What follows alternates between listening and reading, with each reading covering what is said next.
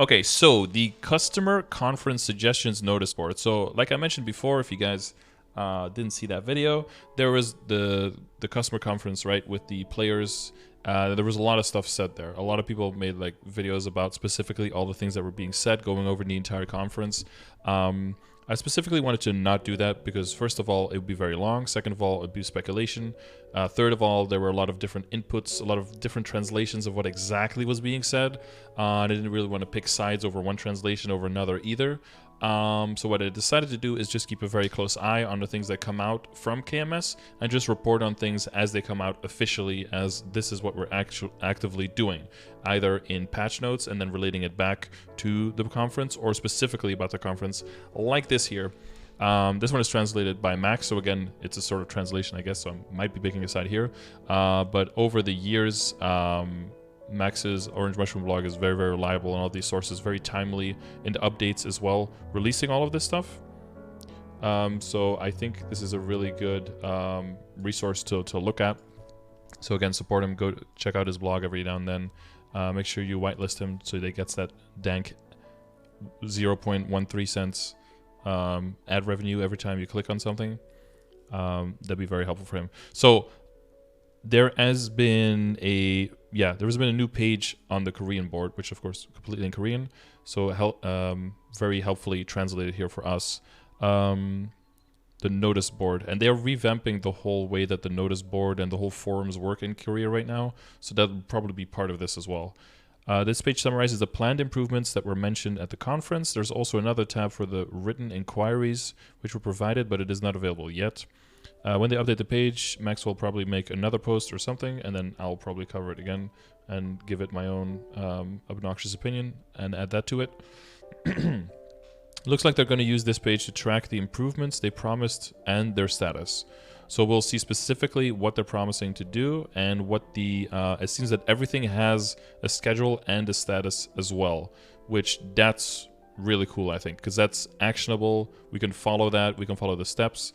And as long as that gets communicated, as in this is going to be delayed or this is going to be actually done earlier because it connects with something that we are going to release at this time anyway, that would be really cool to see. So number one seems to be increase the supply of Rebirth Flames. So we already said a connection with the KMS patch notes. We also have the specific KMS patch notes already from the Tespia ones I went over most recently. Don't think I'll do that like today, but probably like tomorrow and pretty soon to see which things are actually going to make it into KMS, into the live servers from last week's Tespia video, because there was a lot of stuff in there. So part of this, in the April 22nd update, Elite Monsters and Elite Champions will drop Powerful, Eternal, and Black Rebirth Flames, and the drop rate of the materials required to craft them has been changed too. This will increase the number of tradable Rebirth Flames crafted. Rebirth Flames and their crafting materials will drop... So this is all non-reboot stuff, right? In addition, Karma Powerful, Eternal, Black Rebirth Flames have been added to the Maple Legion coin shop. We saw that as well in Tespia, so that apparently went into live. We'll see more details when we go over all of that. In the future, when boss rewards are reorganized, we plan to review providing Rebirth Flames. Okay, so this was also mentioned in the Tespia patch notes that they are planning a full rework on how bossing rewards work. So it does seem that more flames is going to be part of that as well. It seems a little bit weird to me that they're doing like the one step back, two steps forward kind of thing. I don't know why they wouldn't do it all in one go, but they might want to just reorganize this part first and see what kind of effect that has on the supply of flames, and then eases into the final solution and have maybe a better idea of how to balance... Oh, the final solution is not a good choice of words. The total reorganization and Jesus Christ, and make sure that the total reorganization has a better total balance. The other thing, the other reason why I think they're doing this is because of all the compensation. The market right now is flooded with flames, right? So maybe it is better to cut back on how many flames get put into the market just for a little bit to make sure that the incredible bump in supply of flames isn't as extreme, and then as most of the compensation extremes wash through the entire community, then the extra flames come out in the revamped system, which will kind of ease the transition into that. So it's not like peak valley, but more like just like, you know, sloping the curve kind of thing. Second thing, Rebirth Flames. Also Rebirth Flames, cool. Provide an additional options transfer item. Right, that was mentioned before as well in the conference that we talked about, because people were talking about, okay, if you have an item and you upgraded all aspects of it except for the flame, and then someone else gets lucky on a flame, and that gives you a bunch of, it could give you a bunch of stats that you could never have access to because you can't reliably recube what you reflame what you already have. And if you want to make the upgrade, you would have to buy that item and then do all of the other forms of upgrading on top of it. So people were arguing, what about you let us transfer some of the stats from one item to another one that has a different flame, or transfer the flame from another item onto our item if it's a better flame quality.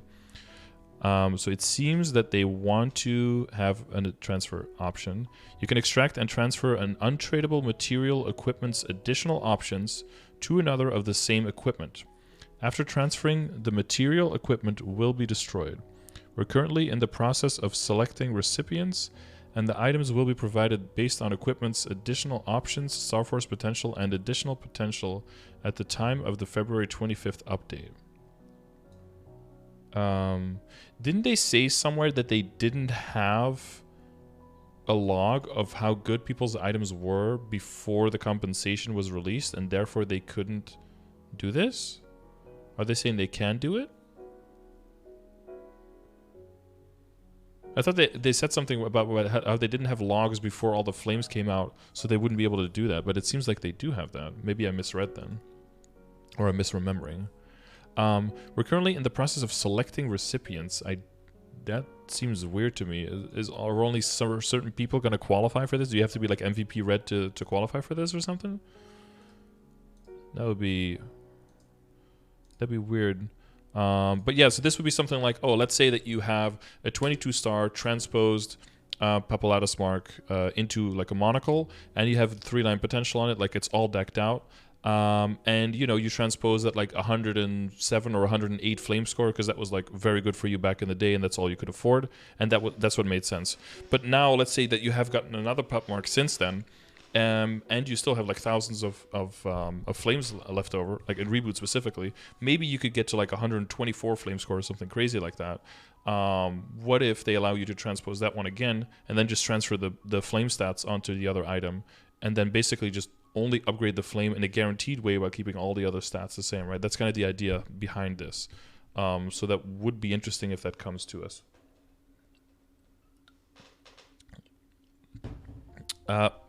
What's up, Bukara and Brando? How you guys doing? Update Chrome, motherfucker. Dude, this Chrome update has been here for months. I should probably do that because it's in the red now. Yeah, I'll do that at some point. The problem is I have so many windows open. Whenever I click that, all of my windows close and I have to start them all up again. I don't like that. So I just don't update them. But yeah, probably should. Okay, so yeah, the recipients, I don't know. That seems a little bit weird. We'll have to see that. Oh yeah, so the other one was scheduled for April 22nd, like with the update, right? So that one's already live. This is application schedule for May 2021. So that'll be interesting. So we're looking forward to that with the next KMS TESP update. Number 3, ability reveal ability rates. So that's for inner ability. We're preparing to release them in April of 2021. Okay, so release the rates, at least KMS is, and then we should like hope that we have the same rates in GMS, I guess, or GMS will do the same. Who knows? Is a 104 flamestat Dom worth transposing? You have 300 more Eternals. Like 104 would be like the lower end for sure. If you don't have anything else useful to throw the Eternals on, I would probably aim a little bit higher. But yeah, that's worth considering. That's a hard one. That's a tough decision to make, honestly. I'd probably be okay with it if it wasn't my main character. If it was like my 4th or 5th character down the line, I'd probably be okay with it. But if it was my absolute main that I'm gonna play for like years to come, I would probably aim a little bit higher. That's just me though. Improve ability difficulty, or reduce. After the ability rates are released in April, we plan to gradually improve the difficulty in the order of ability tier, line type, and line numbers. Okay. So that should, yeah, maybe hopefully then in May as well, together with the other stuff. Okay, that's interesting. So we know that in GMS they already removed avoidability from the inner ability, so it could be something like that, or just some other random shitty stats that there are just taken out. That could be very interesting. Number 5, also enter ability, increase the supply of chaos circulators. Yeah, that's not really necessary. After the ability, difficulty is improved. We plan to permanently available route to acquire chaos circulators. In addition, in the 18th anniversary event, we plan to add a new type of circulator, the black circulator. Right, so the black circulator will allow you to basically do what the chaos circulator does, but allow you to also pick the previous one, I assume. Which is what most people think the chaos circulator is, and then ruin their inner ability when they realize it isn't. It just re-rolls it, and then that's just what you get. You don't get to pick. You don't get to choose whether you want to keep your your previous one or not. You just get what you get. I think a black circulator will be way more valuable than giving access to chaos circulators. Those are kind of like even with among Hail Marys. Those are Hail Marys among them even. So. Number 6 is cubes and other probability type items. Improve low utility lines when using cubes. Okay, in addition to the increase. Yeah, people mentioned to increase all skill levels, which nobody uses, and 20% boss damage, which is very annoying. I think unique should have 20% boss. I think that's fine, but you should never be able to roll a 20% boss on legendary. That's just horrible. That should just be changed to 30%, in my opinion. We plan to improve these lines that currently have low utility. This part will be discussed first with the customer advisory group, after which improvements will begin. So they want to do that later this year, but they don't have that specifically. Yeah, there are more steps that need to be taken for that to go live. So they have to go through those steps first, obviously.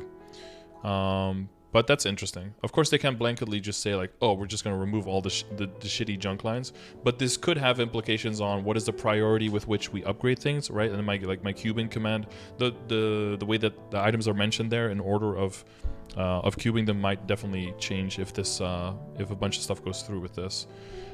Cubes and other probability items reveal free in-game cube rates. We are preparing to release the free in-game cube rates.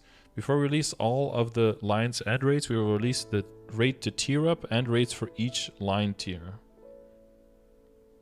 Okay, by June of 2021. Okay, that'll all be very interesting. And again, we don't really know if that's going to be exactly the same for GMS. We'll have to have GMS's confirmation or counter intelligence, quote unquote, to make sure that we know that these will also make sense for us in GMS, or that for us it's just different. The chaos circs were really easy to get when they become not too bad. If you get 100 chances, you probably get a good combination eventually. No, that is true. But because of how you efficiently go about doing your inner ability, you should, quote unquote, never be relying on a chaos circulator ever. Now, that is to say though, like if chaos circulators become way more available, the way that we go about approaching getting our best in slot inner ability could change as a result. But that would still, yeah. For some people, it basically just mean you throw circulators and or rolls during a 50% off just to try to get attack speed on top one, and just lock attack speed and then just roll during a 50% off for the other ones until you get a unique somewhere, and then kill, and then try to get a unique again on the other one, and then kill circ to like finish it off. But all of the people who aim for high numbers on the top line, yeah, if you can get a lot of chaos circulators, what that could do is it makes it so that you use regular circulators only to tier up to legendary, and then you just save up until a 50% off, and then you just lock and roll forever until you have what you want, and then you just chaos circ at infinitum until you get what you want. But that's then you would need a lot of chaos circulators, like ability of hundreds of or thousands. Versus now getting one every 6 months or something. So that would be a departure from where we are at right now. Cubes and other probability items. It displays soul weapon rates. That's already live, right? Yeah, that's already live. Okay. Completed. Nice. So basically, on a soul, before you double click it, you can see what the rates are of getting specific returns and souls. Cubes and other probability rate items reveal discontinued item rates, right? They will do that by June. Yeah, to make sure that people... Because this was a very good point, actually, that was brought up that I didn't think of at all. It's like, oh, you're giving compensation now for RNG items that screwed people over. But what about RNG items that don't exist anymore, are you not going to give people compensation for that at all just because that's no longer available? Which I think was a very good point to bring up that I hadn't thought about. Cubes and probability. Increase the visibility of the cash shop probability type item guide. In April 22nd, the probability items guide will be changed to a more eye-catching color. After this, we will review adjusting the size to make it more visible. Yeah, they really don't want to be caught up in another one of these scandals and like lose their entire player base. They're taking a lot of precautions here. I think this is all looks very, very promising. Release probability real-time monitoring system. That's going to be a huge thing.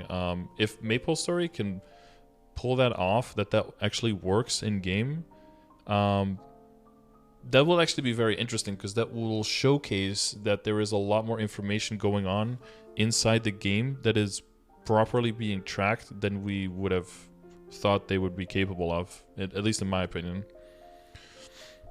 Combining familiars to get an epic familiar would re-roll its potential. Yes. So just extract everything that shit early on, correct? Yes. Also, it's with an apostrophe, but yes. We're currently preparing to release this by September of 2021. But before that, we will post the results of our probability type item verification on the homepage every month. March verification results were posted on April 14th. Okay, so they're already like pre-publishing those numbers, and then it'll be available in-game hopefully by September 2021, which is, I think, also when they wanted to release the 64-bit client. So that should, wow, yeah, if you look at the amount of stuff that's going to come out this year for Maple, if they can make all of this work, 2021 will be a huge year for quality of life and unrivaled year of transparency towards the community as well. If they, I mean, they have to, you know, get kicked on their ass first to get in gear, but that will be a very interesting bunch of stuff to see. The durability changes make rolling for 20 crit easier with circulators. On average, yes. In a very specific situation, it made it way harder, but because of the recipe system that people found out. But on average, yes. Because the conditional rolling was taken away. Cubes and other probability type items provide a method to compare and verify results between the client and a monitoring system. We review this and the probability real-time monitoring system is released. A method to compare and verify results between the client and the monitoring system. I hope, oh man, this is like very, very wishful thinking, but I hope that this is almost like a thing so that they can have a grounds for, that this will be like their market research to see if it would be necessary or to build up an argument for or against any kind of pity system. Because if they can see that not only are the averages as advertised in the game, but also the standard deviation of people who are very unlucky or very lucky is actually very narrow, then this would bolster their claim that there doesn't really need to be a pity system for anything. But if through this monitoring system they find that the spread of the lucky and how unlucky and lucky you are is actually very wide, and some people get horribly either screwed over by the system or get super, super lucky, that maybe some kind of pity system has more merit, and therefore this could work as like an argument for it. So that would be interesting to look at, but it doesn't seem like they have any. They want to make sure that this gets put into the game first, and then this is like a next step after that. Improve story scripts. Yeah, that was during the... Some people were complaining during the conference that some of the scripts were inconsistent with other stories in the lore and that it didn't really make sense and that they didn't have a dedicated lore person or department. We have instantly begun hiring for a story content planner, and after staffing is complete, we will improve the quality of our story content and past story scripts. Oh, so they're just like immediately like, boom. We came up with a job description and we're hiring for someone to do that, and we're going to do that immediately. This is crazy how the game has gone on this long, and they really didn't really have like a dedicated one person who did like the story stuff and who kept all of the lore in check and made sure that everything was internally consistent. That is crazy that you have a game over this many years that we didn't have that. We might be having a cube sale before 5.10.15. Yeah, I think I said that like a week ago, or I've been saying that. I think that we haven't had a cube sale in a while, and that I mean, I was kind of joking about it. Like, make sure that you plan for 5.10.15 and definitely don't plan for and there's nothing that can, you know, come in the way of that. Definitely not the cube sale that might be coming before that ruins your entire planning.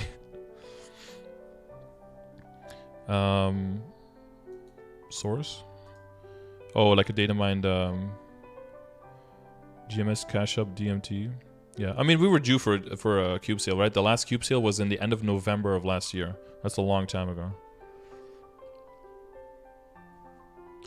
Add a feature to adjust text size. Oh yeah, we saw that, right? That they wanted to.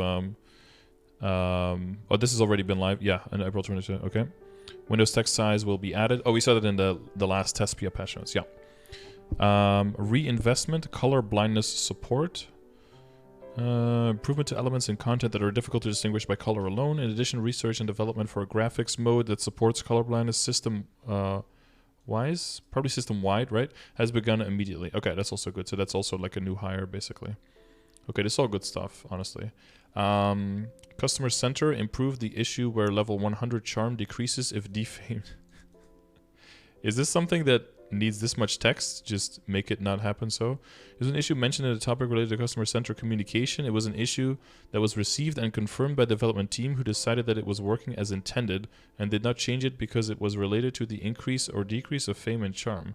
Where after reaching level 100 charm max level, similar to the part where it can be decreased, there are ways to increase charm other than fame, and those did not stack in an excess amount. So we will improve this so that fame does not affect charm. Wait, not at all? Or not at level 100 anymore? It's kind of weird that this is like such a big thing. I mean, honestly, I thought it was kind of annoying when you RPS with someone and you lose, and then your charm goes down to 99 with like 1 off max. It's just weird. I don't really give a fuck about my charm level, but it was just strange that that's how it worked. Apparently that was intentional. These are just weird decisions, but I mean, yeah, on the end of the day, I don't really care about my charm level at all. It's just a weird decision. Deliver the problems of Nexon Prime benefits. This is something that only KMS has, I believe, right? The opinions on enhancing Nexon Prime benefits have been delivered. In the future, we plan to provide goods with more game meaning. Yes, gamers unite and continuously reinforce Prime benefits. All right.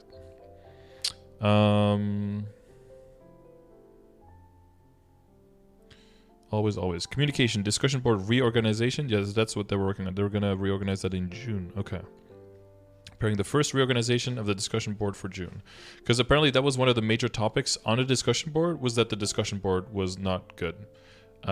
Also, we are going from number 16 to number 17 to number 21 to number 19. Max.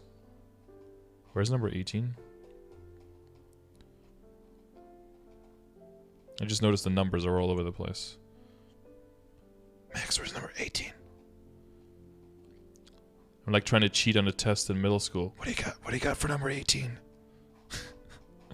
Max.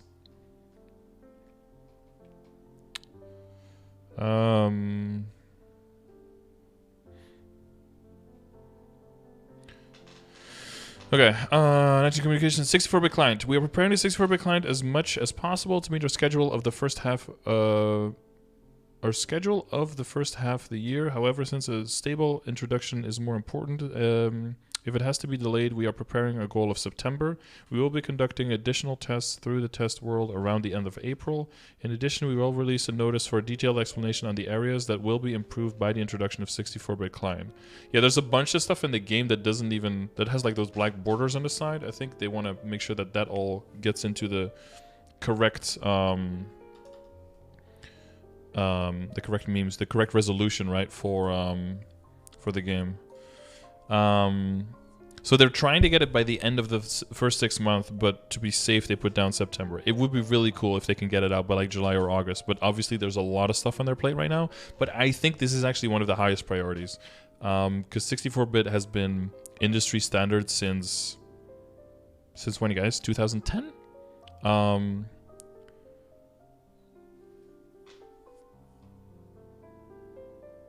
Oh, 21 is just 18. Oh, okay, because there's another 21. Yeah, you're right, okay. This is just 18. No, my bad. I was looking way too much into it. but again, but because I'm also hoping that this brings with it more client stability, and I think client stability is honestly one of the most important things in this game, and is also one of the biggest things where I have to tell people are like, why are, like, I tried to play this game, but I'm constantly DCing, so I'm gonna quit again and play something else. Like, what am I supposed to say there? Be like, no, you have to join us and get Stockholm Syndrome into sunk cost fallacy so hard that you can't possibly leave the game even when it crashes 6 times a day when you're doing absolutely nothing wrong. Like, that's just how the game is supposed to be, man. Like, I can't make people, like, I'm not gonna guilt people into feeling like they should be playing through that. No, like, if that's so annoying, yeah, you definitely shouldn't play. We're just in too deep, man. And I honestly, a lot of times I ask people, if any other game you played DC'd half as much of Maple, would you still play it? And the resounding answer to that is no. But somehow we put up with this because we love this game, okay? Make it good for us. Reward us for our eternal loyalty that is most likely was misplaced, but hopefully not in the near future. Okay, 20. Hard Lucid bomb pattern. Since Hard Lucid's bomb pattern timer is checked by the server, there are times when it does not match correctly due to communication delay. We are reviewing changing the pattern itself. Now, I believe there is a bomb pattern predictability, right? Because people use, I think, Will of Urda or their own personal will skill to ignore being able to get a bomb because they know the timing that the bombs are supposed to come out. In general, what I think is the biggest problem with bomb patterns is that when it comes out, the timer on the bomb seems completely random for the first bomb. Because in general, bombs start at a 9-second timer and then go down to 0, but sometimes they will start at a 2, a 1, or even at a 0 and instantly detonate. And I think that's the problem that they're talking about, that the starting number on the bomb has to be checked better, in the same way that the starting of the laser in Lotus and the landing of the platform and the combination between that has to be synchronized, because obviously it can put you in situations where you can't even engage with the boss mechanic and you're just blown up by the bomb. So I think that's what they're talking about there. Share update plans in advance. We mainly introduce summer and winter updates through showcases, but even if there is no showcase, we will provide pre-reveals and information on updates more often and quickly. This is like a touchy subject because you want to make it so that you give like a sneak peek so people can be like, get excited and start, coming up with plans and starting speculating and just get some buzz going, some viral marketing like surrounding the content. And at the same time, you also want to give enough of a detail so that the players can maybe say like, hey, be careful for this aspect in this mode, or be careful for this aspect, or the balancing of time spent in the game for this aspect, because that could have negative downstream effects. That's going to be an interesting... It's going to be interesting to see how they're going to walk that tightrope of giving enough information to get people excited, but not too much so that people already know exactly what's going to happen before it's even out. Because I've noticed from GMS, since if we can look at KMS and know exactly everything that's already coming, to a certain extent, sometimes people get less excited because of everything that's coming out, because they've already internalized the events and everything that's coming, and they're already looking at the thing after that. Like with the anniversary stuff, a lot of people are like, yeah, anniversary stuff, but I want Neo. And then people are like, yeah, Neo, but I want the job changes after Neo. It's like, yeah, job changes after Neo. I actually want a 64-bit client. And then in always looking for the next thing, sometimes that can devalue a lot the things that are already on your way, because you're already like internalizing them as already having them as they're already here kind of thing. So that's a balance that they have to walk, and so interesting to see how they're going to be doing that. Guilty as charged. I do that too. Well, it's kind of like in my line of work, W Omega LRK. It's kind of a hazard, right? Because I feel like there's some kind of responsibility to make sure that I report. Now I'm a reporter too. I'm working as a reporter, guys. That I'm like reporting on the things that are coming in Korea, so that we can take appropriate action for things that are on our way. Because you do play this game in the long term, so any kind of information that's out there that can impact the decision making in the short and in the midterm, to make sure that in the long term you can make maximal. You can get maximum benefit from those decisions. I feel like that's part of my duty to make sure that I keep everyone, including myself, informed on that. Scarter is a marketing analytics manager confirmed. True. Report. Dude, why do all of these words have at least one O in them, so you can switched them out, like job, work, report, like all of those have O's in them. I think they were made like that so that you could put omega lulls in them instead. So improve ambiguous descriptions. All cure potions, spells, scrolls affected by diligence. We'll improve the in-game information in May 2021 for things mentioned in the conference, such as statuses, effect, and all cures, and types of special scrolls that are not affected by diligence and guild skills. In addition, we will continue to improve ambiguous descriptions in-game. Yeah, because this is like a small patch. It's like people are like, okay, this is ambiguous. Okay, we'll fix that. But in general, what do we need? We need, when new stuff comes out, to make sure that there is someone who double checks that there's no ambiguous phrasing in skills and items and anything like that to make it confusing for players, and a constant feedback loop with the message board of like, hey, you can post in like a separate thread where, hey, everything that you find ambiguous, mention it all here. And if there's like one or two people who are confused by something, you don't have to change anything. But if there's like a large group of people who's like, hey, this item just doesn't work the way that everyone understands it to work, then you need to reword it, right? Communication. Improve numerical expressions. Ambiguous expressions like defense ignore, skills, and guides. In the April 22 update, the defense ignore and final damage stat displayed will be changed to show up to 2 decimal places. That's already good improvement, right? Rather than just rounding it up 2 decimal places. In addition, we will continue to improve how formulas are applied so that you can confirm them in-game. Okay, cool.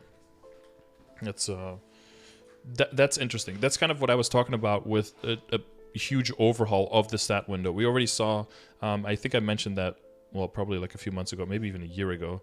Basically, once I started more harping on trying to make sure that everyone stopped using range as any kind of indicator for anything, which I started doing right after I started trying to make it so that people stop using DPS or DPM charts for anything related to actual damage output or what classes they decide to play.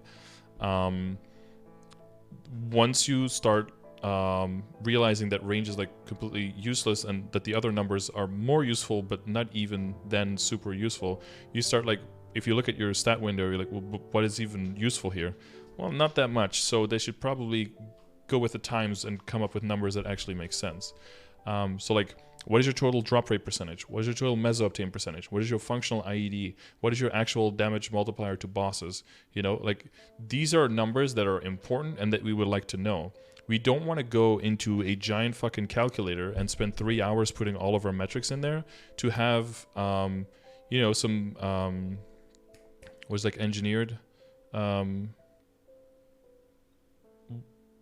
super close. What is it like when you backwards engineer? What's the word I'm looking for here?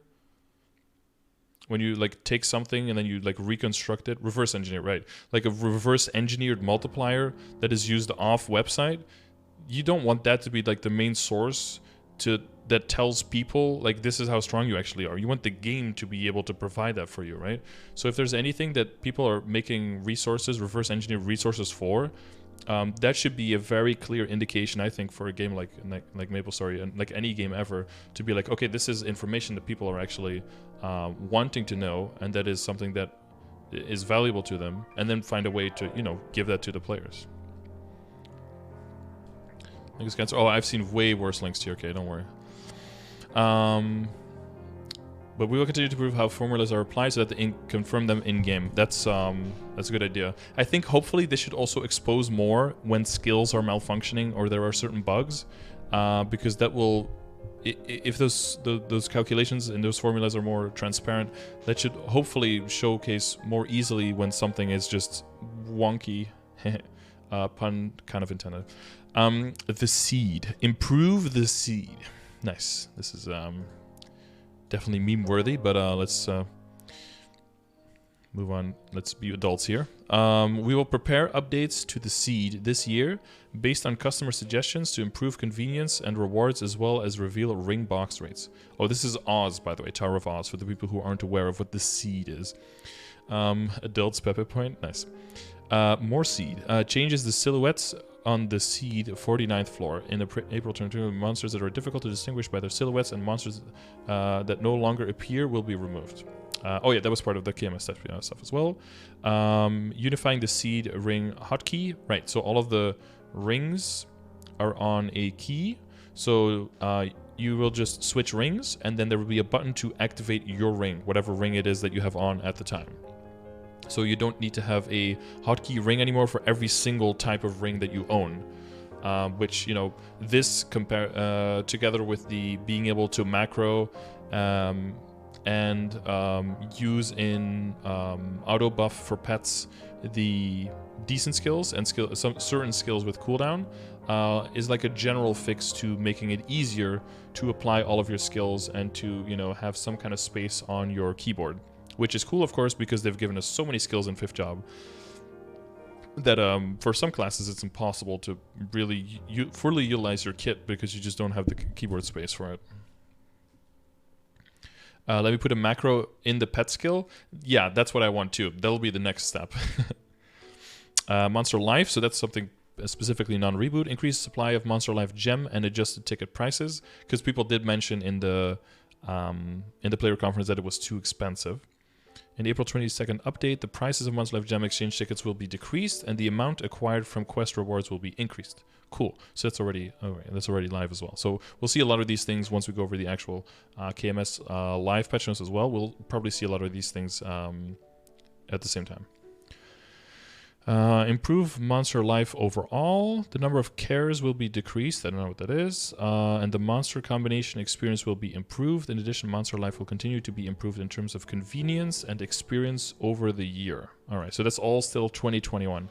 That's a lot that they're putting on their plate for 2021, but this is like super high priority that they need to immediately take action on the things that were mentioned during the conference to make sure that they are taking it like 100% seriously, right? So they're putting a lot of pressure on delivering hardcore and really quickly to all of these demands that were mentioned. Relaunch Monster Life Mobile. We will review Monster Life Mobile after the overall experience has been improved. Oh, cool. So you could do Monster Life on your phone at the same time to make some gains while you're playing Maple Story in-game. Interesting. Maybe we should get Monster Life in Reboot then too. Question mark. Job balance. Change jobs with a high number of active skills to passives. This is just a Wild Hunter topic, basically. Sorry, a Wind Archer topic. Fuck it. Wrong Archer. April 22nd update. Some active buffs will be changed into passives. In addition, we will continue to improve this. So I talked about this before. I don't think they should just blanketly move all, or like a bunch of buffs from players just all into passives just because it's annoying for people to press a lot of buttons. I think they should take into account, with the addition of 5th job and the decent skills, how many total skills you end up rebuffing, and basically a large chunk of those comes from 5th job and the addition of your 5th job skills and the decent skills. And as a result, I think once you get into 5th job and level into 5th job, I think you should have a way of like assigning points that you could choose certain skills to become passive skills instead, and that only certain skills would qualify for that, of course, to kind of, again, ease pressure off of your keyboard and make it easier for all of your skills to be able to use and your full kit to be utilized. Because again, like blanketly doing this for, or they're just doing this for certain skills, but then, yeah, the experience will just be different. I think the overall game experience, most people will just say, just make all of it passive, but that's kind of like an argument that doesn't really end. That's like slippery slope. It's like, oh, so everything should just always be passive if it has 100% uptime. And people say, yeah. And I think, well, I feel like there's should be some pushback to that, because if we had to suffer, you have to suffer. No, because that's just like how games work in general, that you have to learn how to manage your buffs and like rotations between buffs. That's kind of like part of video games, I guess. I don't think it's a necessary argument to say like, well, just because it has 100% uptime, therefore it should always be passive. But you definitely should be looking at whether a class already has 10 buffs and adds like 5 more, or whether they have 2 of them and they add 5 more. There should definitely be some preferential treatment, I think, for classes that have a lot of them.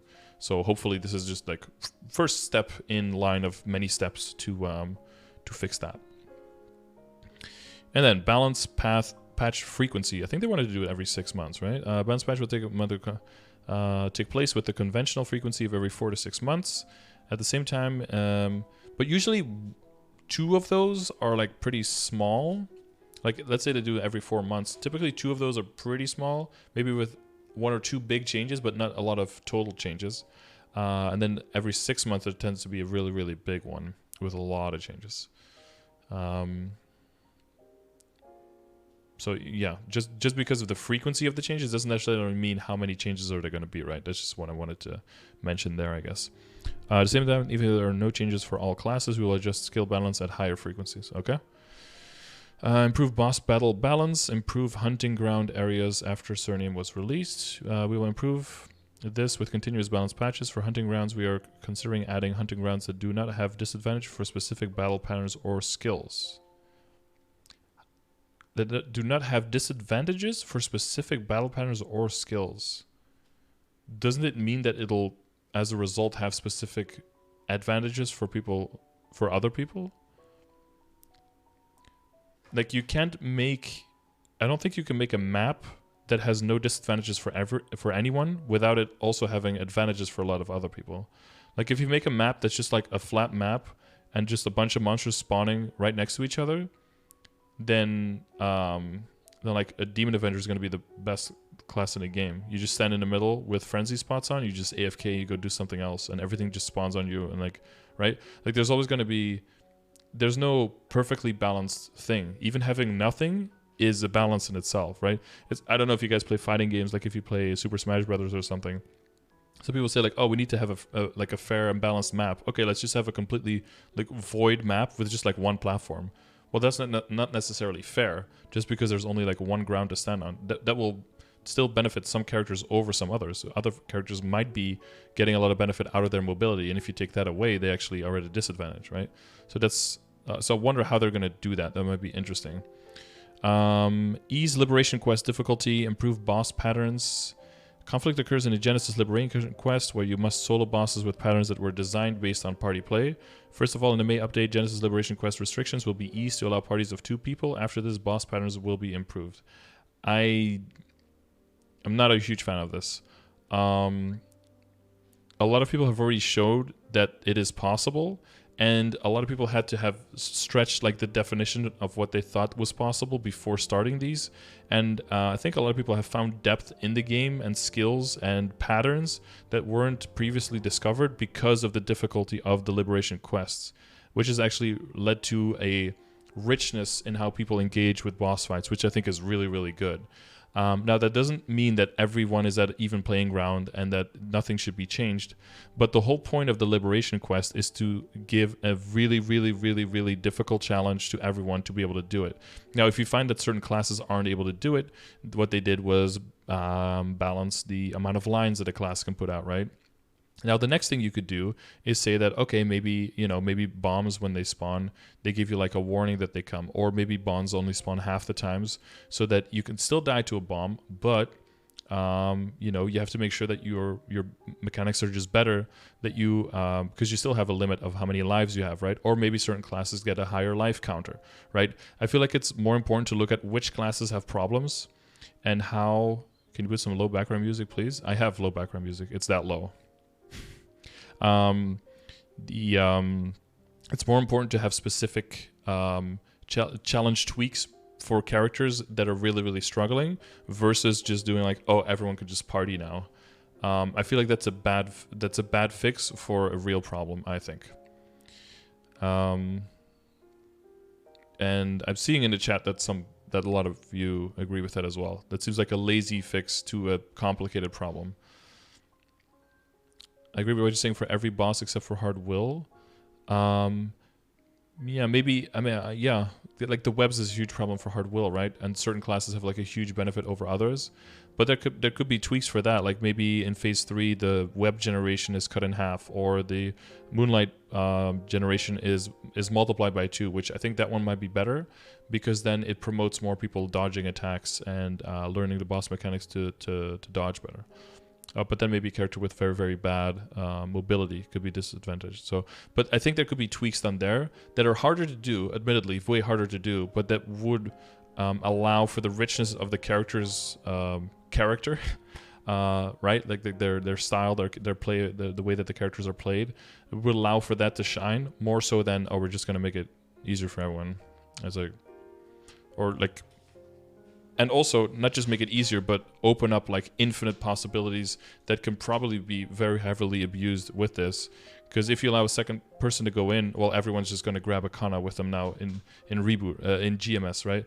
This is, of course, not taken into account with GMS, but everyone's just going to drag a kana in, and now the boss is just bound forever, and you have domain and everything. So now the level of difficulty is just astronomically lowered.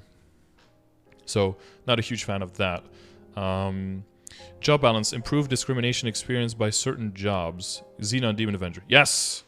Rise up. This is a difficult problem to solve because it is related to existing equipment. We're investigating ways to alleviate this using exclusive skills, and we will continue to improve them after adding those skills. They also want to do that in 2021. That's a lot of stuff they want to do. Job balance for Xenon and Demon Avenger. Where do Xenons suffer the most? It's in potential, right? Well, and their skills are kind of dookie, I guess. Yeah, these devs are going to be crunching hard for sure.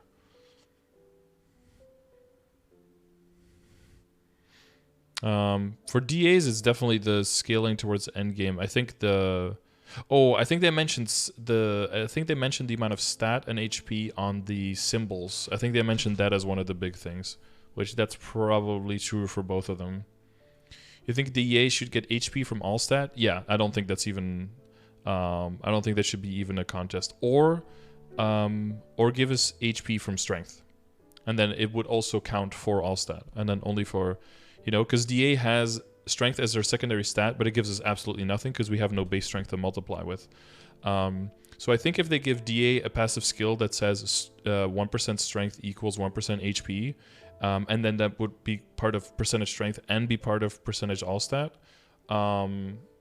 Or maybe 0.5% or something, if that's too much or if that's unfair. I think that would be a good way to go for Demon Avenger. And then maybe a bit more HP from our symbols. That would, I think, already take us on our way. But, you want to make smaller tweaks at a time and see how that works out versus making like a giant change with that, and then having like a negative effect and having to go back and then people feeling bad because, oh, you made us so strong and now we feel weak again. Yeah.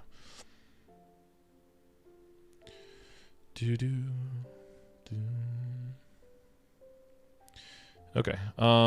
Job balance. Improve the inequality for jobs with untradeable items. Mechanic, demon.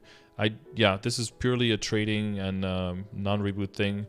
So for GM as a reboot, not much of an issue at all. But like a bunch of secondaries, and I think the Corsair as well made their secondaries tradable. Or Corsair's was already? I'm not 100% sure. Character growth, improved character growth experience. There's a lot of things to be discussed about the experience of raising secondary characters, since they are different characters. Yeah, I had the music on, but I had to lower it because it was so loud, and then now you can barely hear it because it's piano music, sorry. Since they are different characters, should each character continue to experience everything from the beginning, or should they be omitting from them quickly because they are made only to raise the union level? In most situations, they should be omitted from unnecessary parts that we'll consider. Yes. I agree with this a lot. Like those pop-ups of like, hey, you have just killed an elite monster when you're already at like 8k Legion is like, why is this a thing? Or like the endless pre-quests that you have to do for every single character individually is like, why? Just unify this shit. Like I get that there should be a barrier to entry. I get that. But why is it so big? And why is it there for every single character? Why is it so repetitive? Please a little bit more unification on that. Yeah, so that's one thing I will say about that. Here. Improving union placement convenience. So that's Union is Legion, by the way, for people who don't know. Currently, the Legion placement system was intended to create various combinations through placements, but now the placement methods which optimize efficiency are preferred.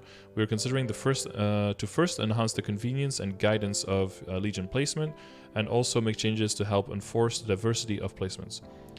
If it is decided that the diversity and combination experience of placement is insufficient, we will change the method to more efficient placements.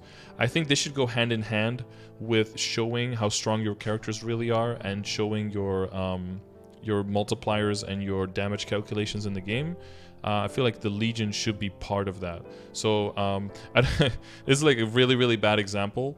Really bad. But like if you play Raid Shadow Legends, right, which is just like a silly mobile game, and you go and you just pick a certain character, right, you can see how strong they are and where all of their stats are coming from. like this. So I think something like this would be cool when you can see like equips, right? You can see like, this is how much you get from equips. This is how much you get from Legion. This is how much you get from your link skills. This is how much you get from whatever, right? And then you see the grand total here, and you can see like the total that you're looking for, and you can see where all the stats are coming from. This is like pretty, that's like pretty basic. But something like that I think will give way more overview and way more nuance to like where is all my damage coming from, and how does it compare to each other, and which pieces can I tweak to, you know, fit the puzzle, because we are more and more puzzling with our stats. Between the hyperstats, that could be another aspect, right? Between the hyperstats and the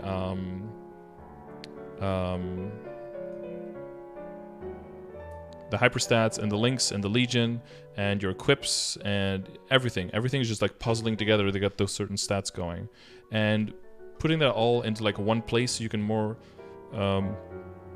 have more of an overview where everything is coming from, I think would be a really, really good idea. Also, I really have to pee, so I'll be right back.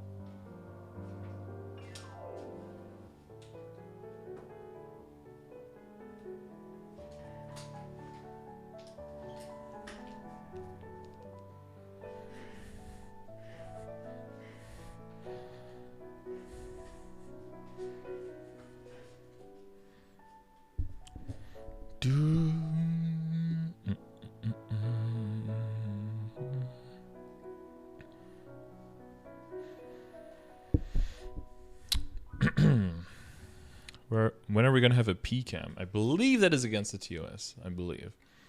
And then we have link skill, transfer count, and number of slot expansion. The expansion of the number of link skills needs some more reviewing, but the link skill transfer limit expansion method and amount will be applied by June. I'm not sure how I feel about this. Again, I feel like this is with this is going to be very similar to the thing with the passive skills. It's like, oh, just make everything with 100% uptime passive anyway. Kind of like, oh, just give us all the link skills all the time, or just let us switch infinitely. Even though on its face that seems like that'll just be better because more equals better. I like the fact that there are certain ways of upgrading that are conditional, and you have to consider before you get them how much you're going to be using them. And how much you're going to be able to use them. And that will determine their value and their place on how you should personally should go about leveling up your account, right?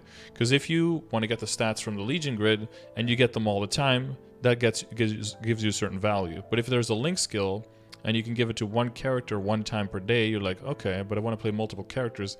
That just gives it a different value, and that gives it a different dimension to how you look at upgrading your characters. If everything is just 100% uptime always, all the time, and you don't have to turn on your brain to consider anything, I think that just takes away a level of depth from the way that you get to engage with the ways that you can upgrade in the game.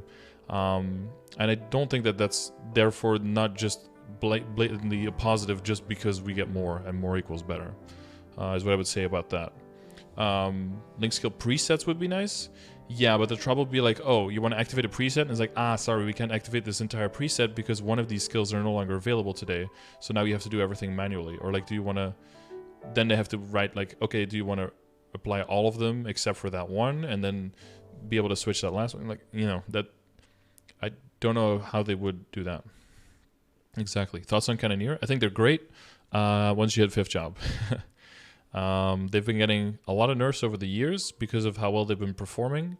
Probably rightfully so for KMS's balance. I think they're still in a decent spot though. People have said that the iframe is still in a good spot, the big cannon is still in a good spot. The problem is the amount of hits that you do and the hit indicators of every single line of damage that you do, even on minimal skill visibility, makes bosses completely invisible to see. And when you're still practicing mechanics, that could be pretty annoying.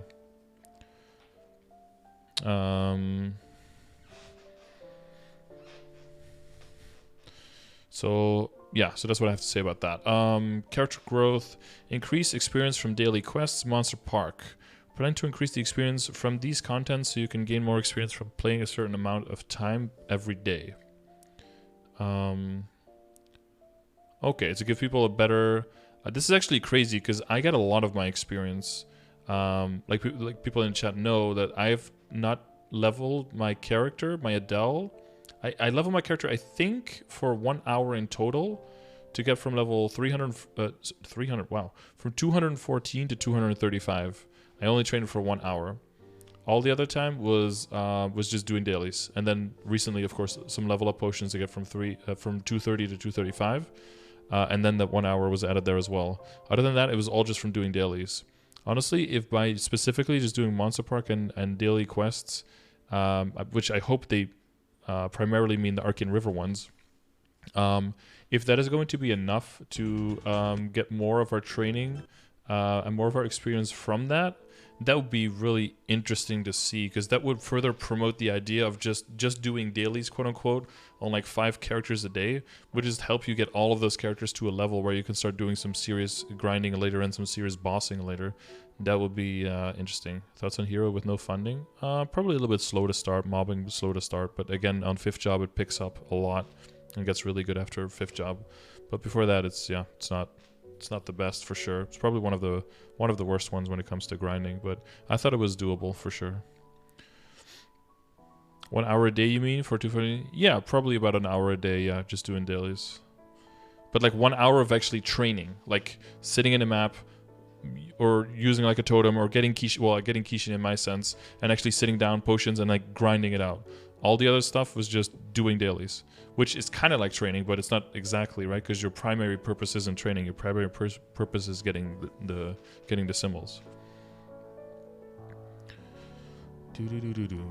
Okay, so just character growth. Adjust boss raid and party quest experience. The boss raid's experience adjustments will be done if there is an additional insufficiency after the experience from the daily quest on Monster Park is increased. For party quests, they also require reorganization to promote them in current play patterns, and this needs more review. I would really love to see them bring party quests back in a cool way. And I think the only way to do it, or the main way to do it, is by content integration. I think this is the way forward. Make it so that party quests give you some kind of resource that people need that you can use in another aspect of the game so that it synergizes with it. Don't just be like, oh, it gives you mezzos, or oh, it gives you one thing. But be like, okay, if you do this party quest, you get like 5 free entries for Maple Tour or for Monster Park. You don't have to pay for those anymore. Be like, oh shit, Now I'm going to do the party quest so I could do more Monster Park. And now the game looks at players and be like, oh, everyone's just playing the game more now. And players are looking at it, well, I get more efficiency out of all of my time, so I don't mind spending more time in total because all of my time that I spend is now more efficient, right? This is a win-win for both parties. Plus, it's not giving you any kind of insane increase beyond the barrier of what's already available. Just synergize content better with each other. There's a huge like trove of riches that's available there, untapped resource that that Nexon has not done yet. So yeah. Most people would whinge about more dailies. No, don't make it more. Make it easier access to what you already have access to. And that will purely put the ball in the player's court to be like, hey, do you want to do it or do you not want to do it? Like, it's fine if you don't. It just, you can save time doing it or not. That balance is difficult, though, because it could feel like people are like, oh, now I need to do more dailies. But you want to make it so that people who are already doing the dailies could do them a little bit faster so they can play other stuff in the same time. And people who are close to being able to do the dailies will now get like that push that they need to be able to do it.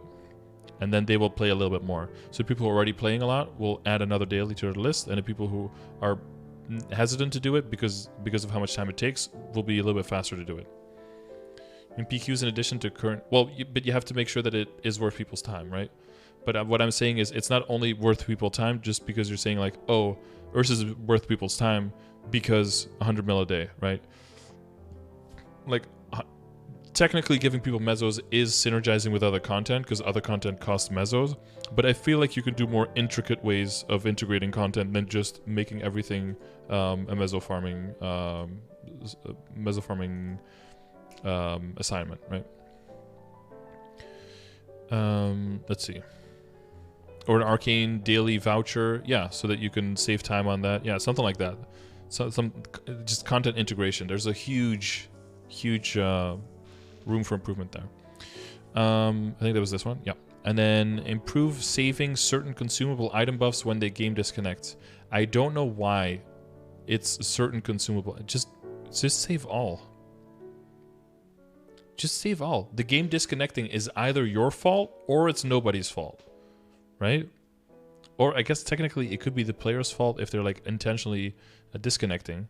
But you just don't make it that you gain anything from disconnecting. Just make it so that you don't lose anything from disconnecting. Why not just all? Like, what is the huge hang up here? Like, what is the counter to just doing all? We'll change wealth acquisition potions and advanced potions to be saved even when the game disconnects. In addition, we will expand other in-game parts that can be saved without affecting performance. I mean, hopefully that's something that they keep expanding on, though. They said for certain buffs it is difficult to implement. And but is certain buffs like 30% of all buffs, or is it like 5 of them? What does certain buffs mean?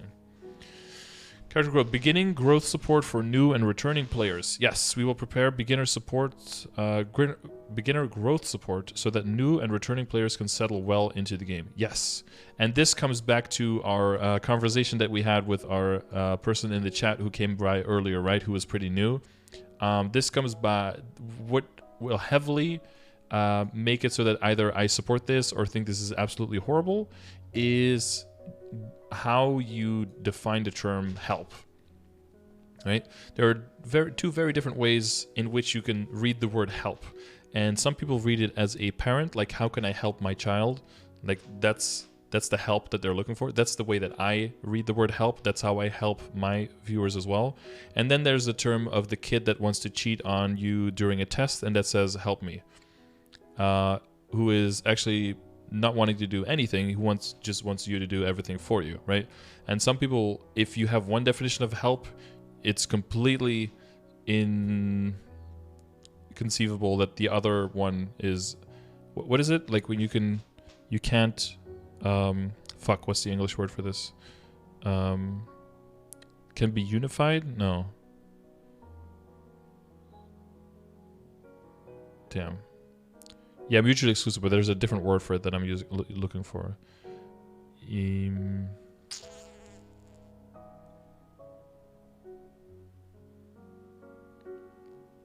it out? No. Mutually exclusive is like a $6 word. I'm looking for like an $11 word here.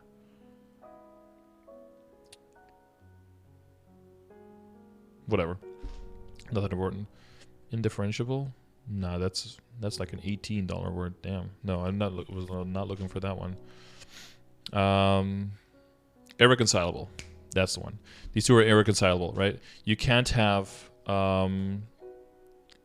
like someone who has the one definition cannot possibly respect the other definition, and vice versa, right? This is when someone comes in the chat and wants like, hey, I want to know how to do this. Do you have a guide for this? And it's like, no, this is something that I feel like this is something I feel like you should want to figure out by yourself. And if you don't want to figure that out at all, then we're just like fundamentally incompatible, and you'll never find like what you want in a video game from my channel whatsoever. Versus it's like, hey, I already tried this and this and this, but I seem to have issues with all of it. Like, do you have some advice in this situation? What would be the best for me to do? And then immediately I can see like, oh, this person has already tried a bunch of stuff. They have like downsides on everything. They already can take my answer with nuance on how those things relate to each other. And this is a person who is like trying to understand things, who is trying and who needs help, right? There I can help. Someone who hasn't tried anything yet and just wants me to do it for them, they're not looking for help. They're looking for handout, right? Which is a completely different thing, in my opinion. But it seems that depending on what your definition is, one or the other. So like, wahoo, Bradonio, thank you very much for the 8 months, dude. Appreciate that very much. Whether the new and returning player support, right? And support is like help. Whether this is like really good for new players, they like get them back into swing of things so that when they come into my channel for some help, they already have nuanced understanding of certain things and they just need that understanding tweaked or applied to a certain new situation, versus they just get a bunch of free stuff so they can grow even faster and then be even more confused when they come into my channel. This could be really good or be really bad. That was a really long explanation on why I think that could be a hit or a miss. Adjust experience required to level up without missing certain ranges. Adjust experience required to level up without missing certain ranges. In the future, when adjusting experience required to level up, we will do an overall experience adjustment so certain ranges are not missed.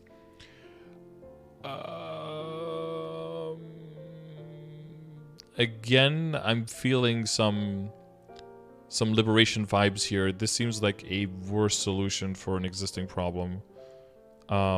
Just do more adjustments for more ranges. Again, this seems like a easy, lazy fix for a more nuanced problem. If certain stages of the game require a bit more help and require some adjustments, then just adjust those stages of the game and then see how that works out, and then do another adjustment afterwards. Not everyone has to always get a readjustment, right? It's a more nuanced problem with how the general progression throughout the game is going. This feels like a broad brush approach, and generally you want this to be progressive in the amount of experience that you lose and degressive in the percentage that you lose, right? This seems like it's going to be, if it is going to apply to everyone, it's going to be way harder to balance properly. Or they'll say like everyone will get like less experience needed, but it's going to be like 10% between these levels and 20% between these levels and 15% between these levels or something like that. But that would just seem like it would get more complicated. I don't know. I guess I'm seeing a lot of problems with all of these rather than solutions. I was very optimistic for like the first 30 though. Okay, you have to hand me that one. But yeah, I'm always looking at this, of course, from a perspective of like, how could this go wrong? How could this go very right? You know, because just sitting on that fence post super hard. Reinforce level 250 range with consideration to amount and diversity of new content. In addition to adding new highest level areas, we will continually reinforce the content available in the level 250 range. Oh yeah, that was mentioned in the conference, that some people mentioned that at 250 there's not that much to do. And we actually had a progression session today that I fucked up the audio for, so I didn't upload, but where someone is basically reaching 250 on some characters and then kind of falling out of love with the character because of the slowness of the growth and the lack of content and push towards beyond 250. And then just starting a new character and then getting that one to 250. Kind of like what my mom does as well.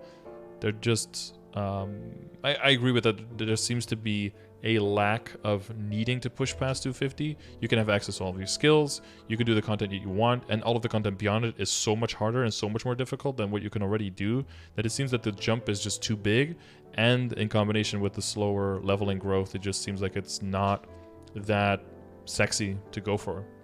And there seems to be more gain in just starting a new character and having that fun time getting to 250 again with a new character. 250 is pretty casual, and then it's pretty casual level, whereas the 275 content...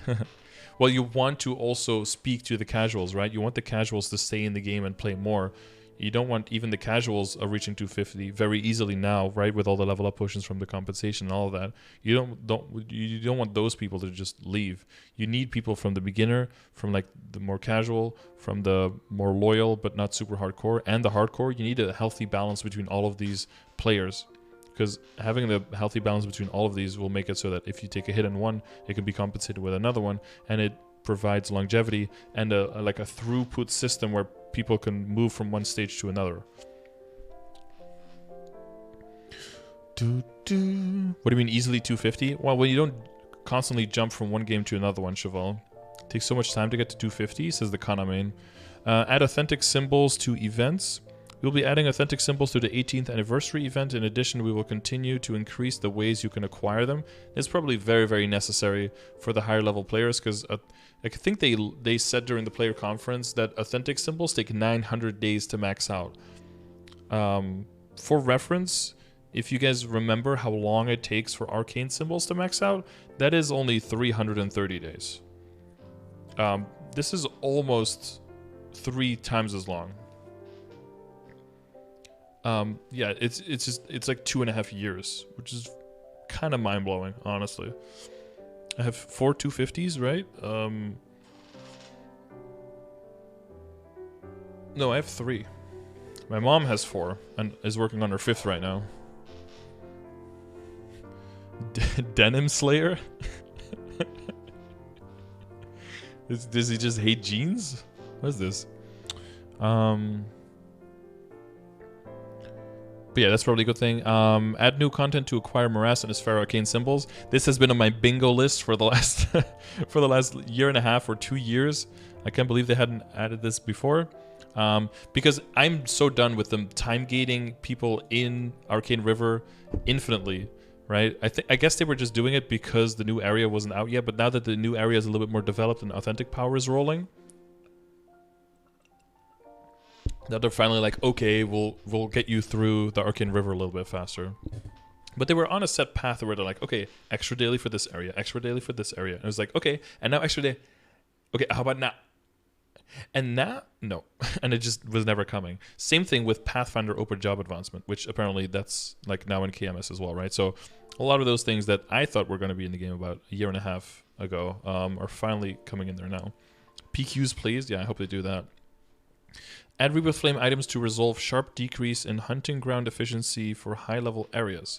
Oh yeah, they were going to add flames to high-level areas. I saw that.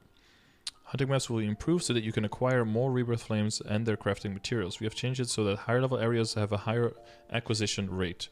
You know, for me, who doesn't like training and grinding and gets like all of my flames from bossing, them taking it away from bossing and giving it to grinding instead, not a huge fan, but you know, maybe finally this will add a little bit to the motivation that I need to train and to grind it out again. Okay. You think they could ever buff Urda Nova Bind? It'd probably be a good idea to decrease the cooldown on level 1. It's basically completely unusable at level 1. It has like a 6-minute cooldown.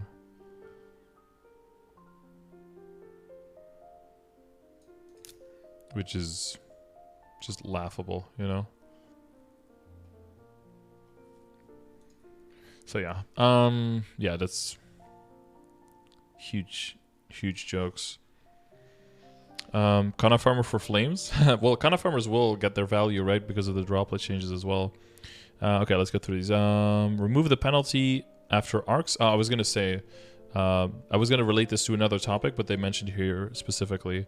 So in the April 22nd update, what they also did, so again, we'll probably already have gone through half of this just because of looking at this, but this is like specifically the steps that they're undertaking and the scheduling that they have with all of the things from the player conference. If you pass level 284, we have improved it so that you will be treated the same as level 284 to make sure that you don't get reduced EXP for training in the highest level areas because of the monster difference with yourself, basically. But you already no more penalty at level 284, guys. Easy. Improved speed of Starforce and scroll trace animations. We saw that in the test beta update as well. The animation speed for Starforce and scroll trace enhancement will be changed to 20% of what it was before. So now you get to spend all of your money in even less time. Isn't that amazing? And you can spend more of that time just making more money to Starforce even more. Amazing. Introduce measures to minimize damage from proxy servers. So this proxy servers, I think, is playing on other people's accounts, I believe, which is not against the terms of service in KMS. We are planning to release more Karma Scrolls, and we are planning to release a little more tradable Rebirth Flames. Right. Proxy service is like, sorry, it's not playing on other people's, but it's like if you use a scroll or a cube for someone else and you trade them the item, they use it for you and then give you the item back. Because they mentioned that they don't want to have too many systems in place that are like kind of promoted with how the game is run, that leave players kind of trusting and avoidable, oh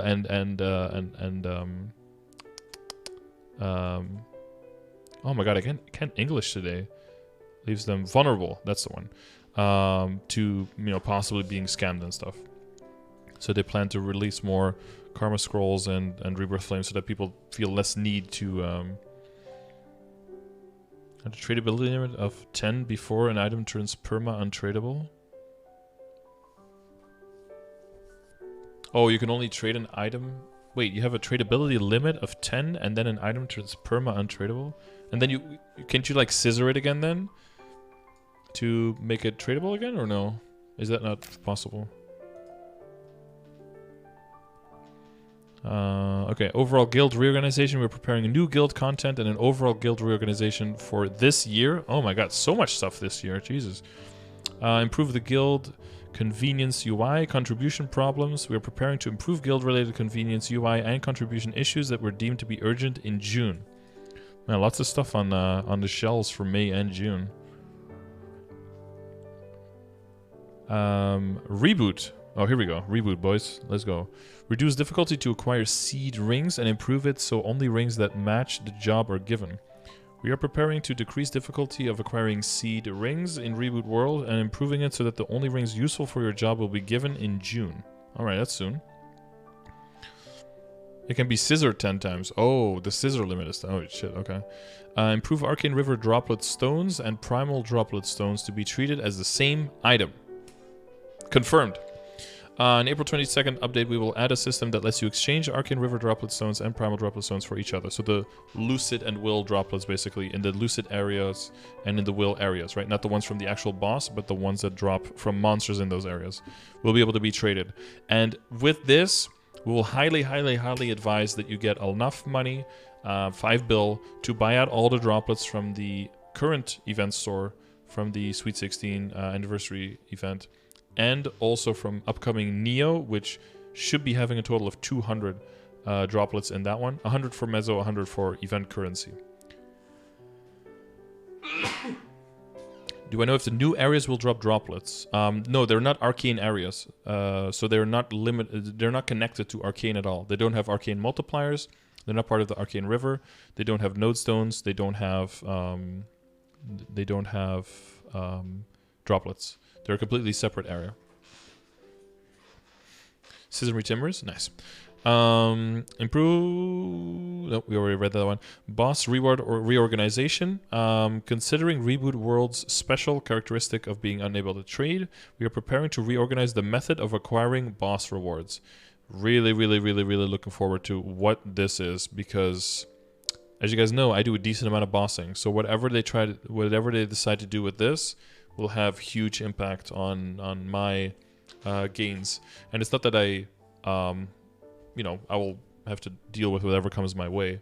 But I'll be just very interested because, you know, when something new is coming up, usually I hate new stuff, but this will affect me disproportionately in a big way. So I am very excited to see what that's going to be. Actually excited about something. This and the 64-bit client. Those are the only two things I'm excited about, okay? Maybe the droplet fusing. Actually, I take it back. I'm excited about quite a lot of stuff. If you asked me like 3 months ago, what are you excited about in MapleStory? It's probably like, I hope that I don't DC today. That's like, if I don't DC at all during a stream, that's exciting to me. I think I've only had about 4 streams so far where I didn't DC a single time. And I've streamed almost 11,000 hours of MapleStory, so that should tell you something. And actually, I think more than 11,000 hours at this point. But now there's actually a lot of cool stuff coming on the way. So more to get me excited for. I'm wanting to make more content and wanting to stream more for it. Because there's like, I feel like the game is on the right path and that it warrants... it's like... this feels like really weird to say, but like it's earned me spending more time on it, right? Not just like that my time is so much more valuable or something, but when you're thinking about playing anything, right? You want to kind of think, is what I'm doing right now worth my time spending on it? And I think a lot of time, especially you guys, when you think about it, playing MapleStory, a lot of times you might have had a period of your life where you thought, MapleStory is actually not worth my time right now. It's not in a good place. It's too unstable. The events are shit. Like, I feel like my time is worth more than spending it on this game, right? So I'm feeling kind of like a shift in that with all of this upcoming stuff. That's why I'm more excited about covering all of this as well, because I think we're heading in a way better direction, I think. Isn't the life goal in MapleStory to not DC? That's the end boss, yeah. The end boss is the login screen. What do you think will be Nexon's final decision on the reboot damage passive? Not sure. I haven't gone through all of this yet. But I think 1% per every 5 levels is probably fair. That's just my personal take. But who knows? Yeah, what do I know? I've only played like a total of 28,000 hours of MapleStory. So, you know, what do I know? I'm just a guy. Probe Saber, thank you for gifting a sub. Appreciate it, my dude. This is very sexy of you, thank you. Sell gift vouchers separately in Reboot World. In April 22nd update, the gift vouchers from the 18th anniversary promotion will be sold as separate items in Reboot World. We'll have to look at the exact patch notes here from the 18th birthday in KMS to know what the hell that's all about. Reboot release VAC pets without the probability factor. In the future Wonderberry sale season, Luna Petite pets will be added to Reboot World. This is scheduled for sale at the end of April. Oof. Now the big question is GMS just going to copy that? And is it going to be that same price? Is it going to be like the $100 one-time purchase, $15 a month Water of Life type thing? Because that is oof. That is big oof. If we have the final damage, we will do less damage to mobs, thus making it harder for early levels and newer accounts. Not by much. Not by much. Plus, this will go together with like welcome back and new player introduction stuff that should make it easier. Plus, the game is already a lot easier now to get into than it was a while ago. If they have the final damage, it will end up being way more damage. If they do like 0.5% final damage per percent damage, endgame people will get a lot stronger than they are now. Just think about it. If you're level 275 now, you're getting 137% final damage. 137% bonus damage. What would you rather have? 137% damage or 62% final damage?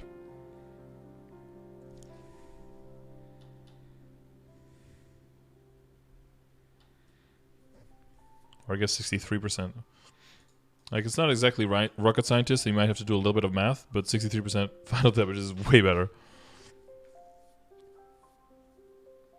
What's higher, 2.4 or 1.2? But against mobs, I think final damage doesn't add. What? Against mobs? Final damage is a multiplier of your damage of a final proportion. So it just takes whatever you were going to hit, and it multiplies that by the factor of final damage. I think you're confusing boss damage and percentage damage. I think is what you're confusing, Ramman. I don't ruin my good memories of TBC. Yeah, don't muddy the waters, dude.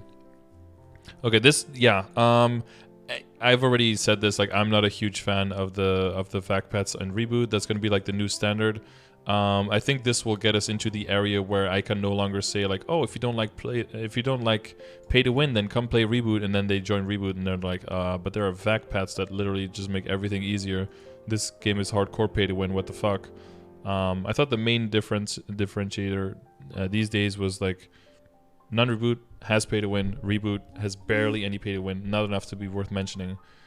With this, that's going to be like definitely the thing that breaks that. Not a huge fan of this, but I guess inherently reboot wasn't made with the intent to not be pay to win. It was made with the intent to be, just harder to progress and not have trade, right? That was like the founding thought. It wasn't necessarily no pay to win. I think that kind of just came from the harder to progress and being like an Iron Man mode, but apparently that's not something that's unimpeachable, I guess. I think is the term I'm looking for. Okay, improve the meso experience penalty based on level. We're preparing to adjust the advantage penalty based on level to match changes in content and growth from the initial reboot world until now. I'm not sure what this is connected to. I don't feel like there's any huge problem with penalties right now. I don't think so. Maybe it's a little weird that when you enter a new area and the highest level monsters are 15 levels above you in the new area, that you not only get an arcane power penalty, but that you also get a final damage penalty on top of that. But then again, they don't mention the final damage one here. They only mention meso and experience. I don't know, when this was mentioned the first time, they came up with the level 284 thing in Hotel Arcs. So I thought that was just like that and then done. But it seems like they're going to do even more stuff. I don't know. I feel like if anything, the current system might need to be tweaked a little more even to make sure that you keep pushing people through the areas and to the higher level areas so people don't linger too much and cause a bottleneck for new people that want to go through. I feel like making this even more lax will make it so that you create even more bottleneck. So I'm not sure what they're going to do with this. It might end up, maybe I'm just not seeing the problem that they're trying to fix with this, but I don't think this is necessary at all, just on its face reading it like this. Good night, Panajuan. See you tomorrow, dude. KMS players give reboot vac pets. KMS players mind have free vac pets. KMS staff, okay, $115 please. Plus 15 a month to keep alive, thank you. Improve Reboot World's unique passive skills efficiency. In the April 15 test server update, we changed the existing passive effect from damage to final damage. After some more testing, we will apply the final version to the official servers by June of 2021. So for the people who haven't followed that, that was basically, they just changed the 1% damage to 1% final damage, which was stupid as hell. I don't know who thought that that would even remotely be a good thing to test. Final damage has always been way more efficient than damage in the game, always. And the factor with which they have replaced damage percent with final damage has always been a factor of 50% or lower. Why someone thought that 100% replacement was even remotely going to be possible is beyond me. And you could say like, well, they tried it a little bit higher and then see if it was right, and then they could adjust it downwards. True, but if you start with 50% and you're like, oh, this is a little bit too low, you can go up to 60, or it's a little bit too high, you can go down to 40. If you do 100%, all you know is, oh, this is way too high. So what are you going to go down to 10%? And then be like, oh, this is too low. And then go up to 95% and like, this is too high again. Like you want to make sure that you don't have like 50 steps in between before you hit the right number, right? You want to... so whoever came up with the guesstimation of 100%, I don't know who did that, but that was a bad decision, because you don't get any information from it. The only information you get from it is it's too much, and you could have just asked me that. I could have told you that. They're probably panicking. I mean, their main problem, I think, is whales in non-reboot. I don't think they were panicking to like give a lot of stuff to make reboot more popular. In KMS, reboot is actually not that big of a server compared to all of their other servers. It's definitely like a small side thing because their economy isn't in total shambles like ours is in non-reboot. Made it final damage for fun? Yeah, maybe.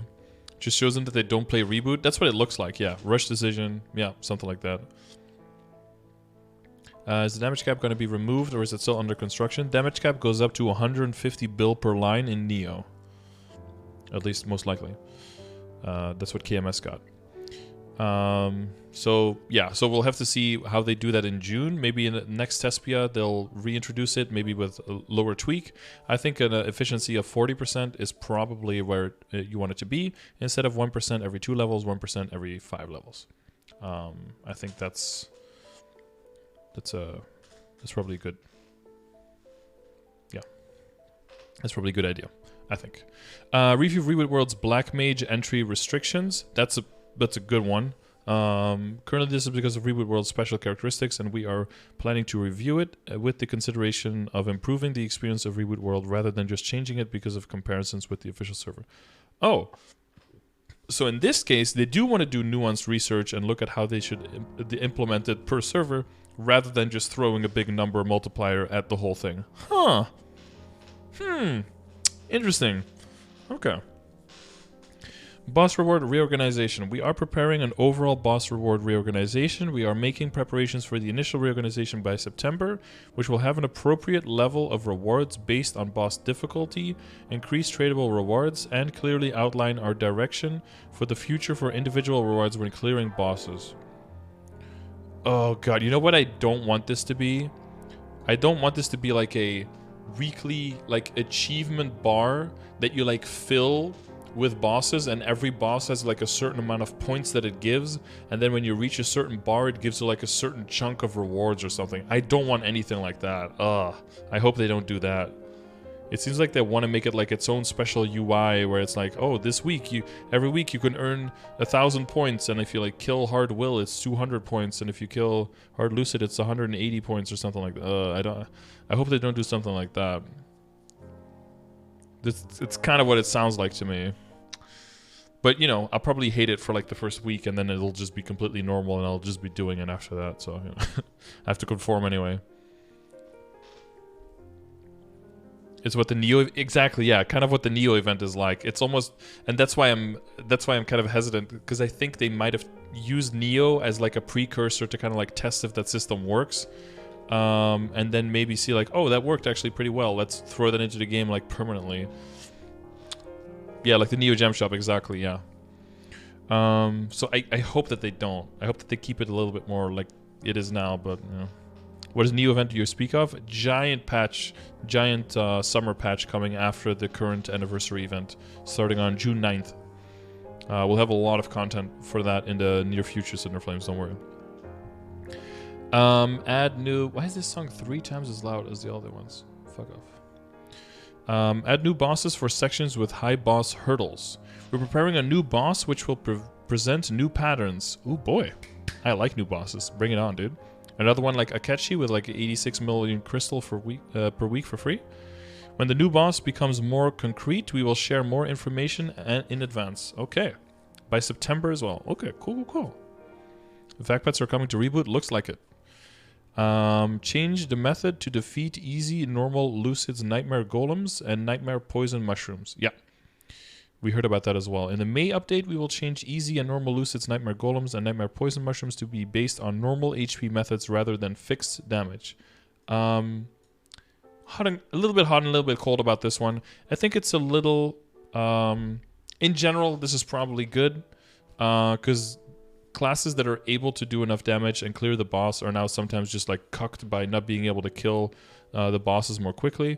On the other hand, I feel like it did promote finding diverse parties and giving extra value to characters that have a lot of lines but maybe not have the most damage. And I think that promoted party building diversity, which I think that in general is a value to aspire to. So I don't think this is like the fix I would have gone for. I would have probably gone for like a slightly more nuanced fix that, yeah, this seems like the easiest fix to do, which kind of solves like some of the problems. But again, I would have liked to see a different solution instead, like with the other things that we saw. Should I spend mesos on the droplets in the shop if I haven't been able to party clear Lucid yet? Yes. Yeah, go for it. Go. Maybe Arcarium and Morass. Maybe Chaos Arc, yeah. I've been asking for a Chaos Arc for a while. Maybe they're finally going to do that. Who knows? Content. Oh my god. Category, dude. Content. Increase the boss practice mode restriction. Every weekly boss's practice mode limit will be increased from 5 to 20. Wait, increase the restriction. Guys, if you increase a restriction, that means you make it tighter, not looser. That's decreasing a restriction. Never mind. In addition, the practice mode limit will be adjusted later on based on the trend of defeated bosses. Okay, one thing about this though. Can we please add the ability to practice different stages of a boss? Okay? Can we just practice Lucid Phase 2? Or can we practice Hard Lucid Phase 3?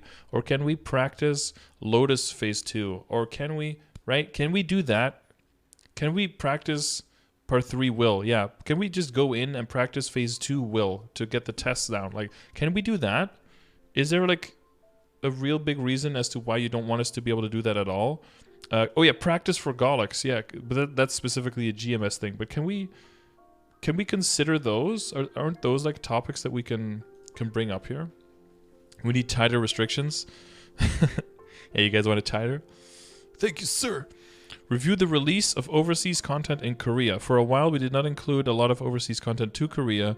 If there are any content or system that allows you to experience more fun, we'll introduce them more actively than before. KMS, I want you to want Beasthammer, all right?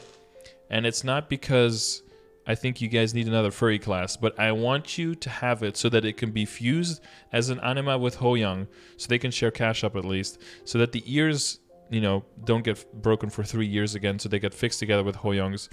And I want you guys to be able to see all the bugs and fix it like on a schedule that is more than every 2 years. Please. Now, if KMS wants Kana, that's probably also a good thing, because they'll see how ridiculously broken it is and probably nerf it so that it gets a little bit more balanced for GMS as well. They don't know what they're asking for. I think it's good that some areas have some classes that other areas don't. I like the diversity. The problem is, though, all of the issues of being overcorrected, undercorrected, long waiting times to fix fundamental problems with disconnecting and closing of the game. These are problems that cannot just be overlooked because of, for the sake of diversity, right? Just like in real life. Diversity is our greatest strength, true, but we should still remedy the negatives from it, right? Give KMS Galax so that they can hate it like we do. Be careful what you wish for kind of thing? Yeah, for sure. Give KMS Commercy. Yeah, I think it's better. So I think it's better if KMS gets something that they don't have yet, and then it gets nerfed a bit for us and for them and for everyone, rather than KMS doesn't get it, sees a bigger gap between us and them, and then eventually just scraps it from us completely, right? Initially, you could be like, oh, but now it's nerfed, no. But if the alternative is just removing it altogether, I'm sure most people will agree that a slight nerf is not as bad as a complete removal, so. Hate Galax fight because buggy, so they'll fix it? Hopefully, yeah.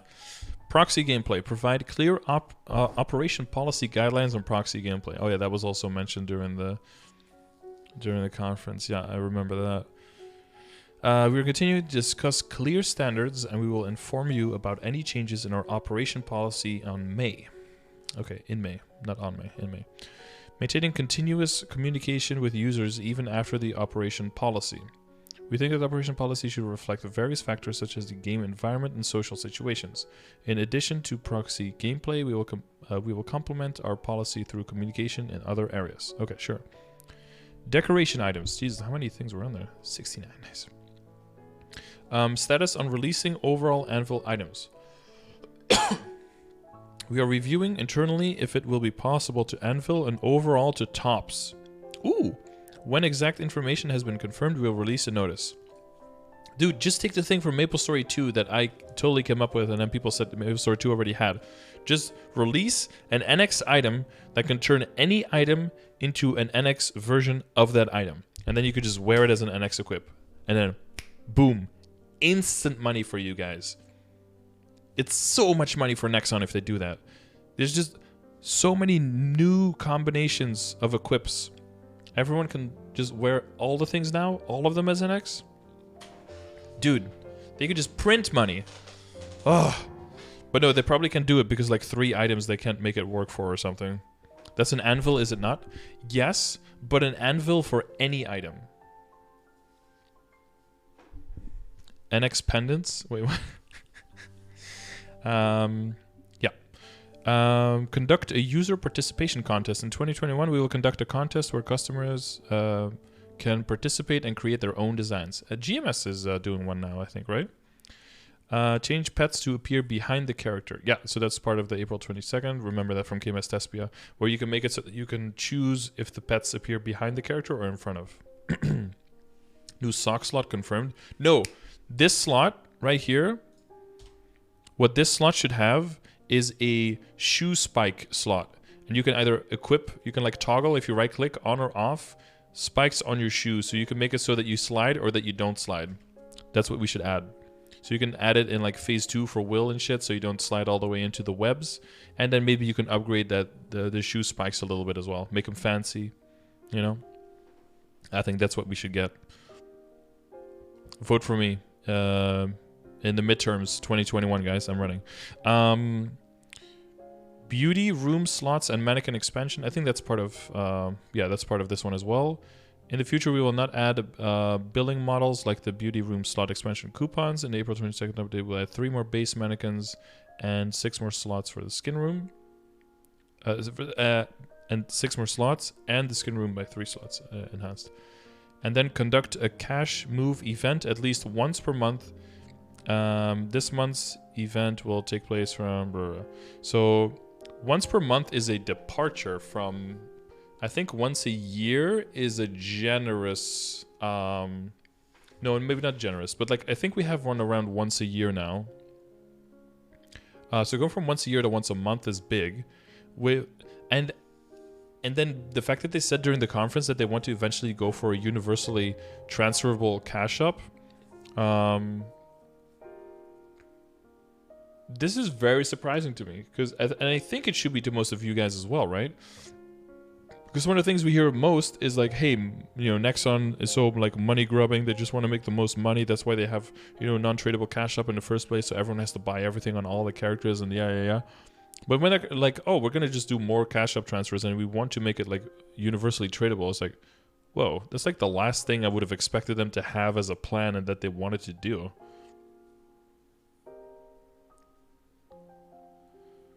I wasn't expecting that at all, that they were going to mention that. Like, oh, we're going to do this thing that definitely probably hurts us a lot financially.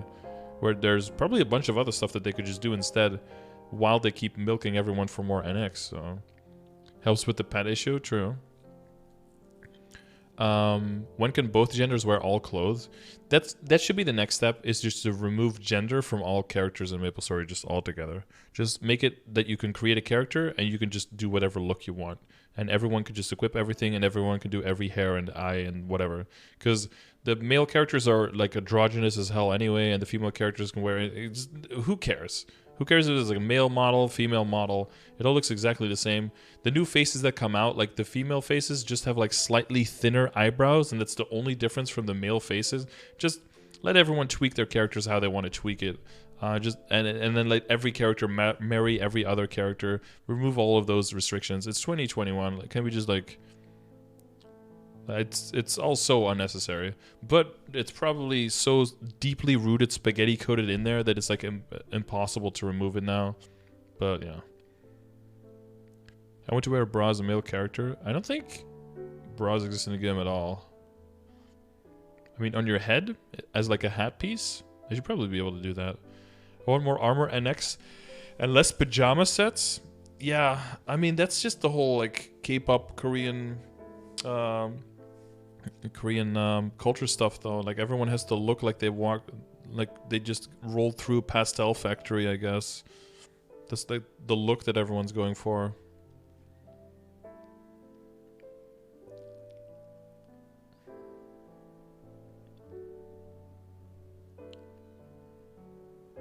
There are swimsuits. Yeah. Oh, you want like yeah, you want like the bikini, right? Korean culture might be too conservative for that. But this is a fantasy game though. Imagine projecting your ass backwards regressive cultural norms on a fantasy 2D role-playing game. Jeez. Dang it, I boomed my underwear. Now, hopefully you get a spell trace.